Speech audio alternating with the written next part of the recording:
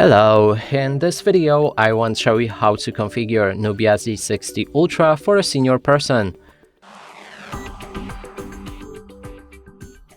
To do this, first we'll need to open our settings. Inside we can click on the search and then enter simple mode. Right here we can enter those settings and change into the simple mode on our device.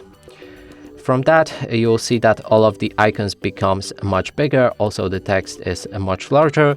And when we try to enter the settings, they should be limited. Nope, they are actually the same. So that means it doesn't change the settings. But after changing that, as you can see the difference in the size of everything, which is much easier to see. And that's it for this video. Hope you like it. Please consider subscribing to our channel, leave a like and a comment below.